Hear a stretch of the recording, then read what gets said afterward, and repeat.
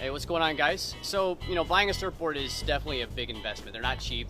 So when we pay a lot of money for one of these things, we want to make sure that we know how to take care of it properly before we surf and after we surf. So I just want to share a couple of my favorite quick tips that I do every time before I go out and when I get done surfing to make sure I keep my board in the best shape possible so I get lots and lots of life out of my surfboard. So let's go check it out. Taking care of your surfboard and all your equipment starts every time before you paddle out. A couple of quick things you can do every time before you paddle out is you want to check your fins, make sure that they're screwed in, they're tight, they're flush to the board. The last thing you want to do is be out in the middle of your session, lose a fin, and unless you have a replacement, your day's over. We also want to make sure that we're checking our leash, making sure that the Velcro is still fresh, the ankle strap connects to your ankle snugly. We want to check all the joints of the leash and make sure that it's fastened to the board in the correct way so that we don't have a leash failure out in the middle of our surf session. One of the first things I do every time I get back from surfing is I want to do like a visual check of the board and the rails to make sure that there are no dings. Anytime we get a ding, basically it allows water to go inside the surfboard, and water inside of a surfboard is like cancer. It spreads, it weakens the foam, and can lead to bigger problems. So you just want to do a quick visual check, run your fingers on the rail of the surfboard, on the top, on the bottom, making sure there's no dings.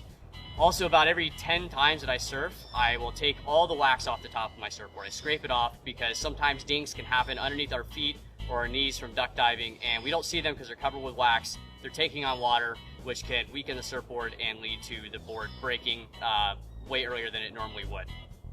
Another couple rules to remember is that we never want to leave our board in direct sunlight. As you can see, this board is a few months old. I take care of it nice and white. This board is really not that much older, and you can see the major difference. This is a board that's been left in the sun quite a bit. It's yellow, it's sunburnt. This board isn't.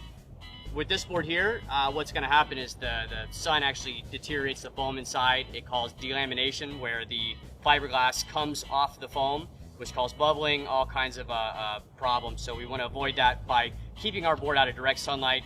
If you absolutely have to leave your board on the beach, you need to cover it with a towel. Okay, if you can't put it in the shade, you need to cover it with a towel, make sure that it stays out and it doesn't get really, really hot.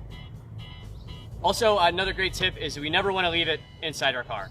Okay, we put it in our car, we drive to the beach, we take it out, it's with us the whole time.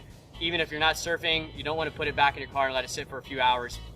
Inside your car, you can get to a few hundred degrees during the summertime, and I've actually seen boards warp completely sideways and they're completely ruined. They're not fixable. Happened to a buddy of mine years ago. Left his board in for like 2 hours, came back, brand new $500 surfboard, completely useless and not able to be fixed. So we never, ever, ever want to leave our surfboard inside of our car. Also, anytime we have dings, that we find a ding on our surfboard, we want to make sure we have it repaired right away. You don't want to try and put wax in it or do anything like that. There's great quick fixes called Sun Cure or Solar Res you can use to fix your board on the fly, or if you can, take it to someone and have it professionally repaired. And even after we have it repaired, we want to make sure that we check it periodically to make sure that the repair is not coming up, that it's not taking on water. Now, I found a really small ding in my board today.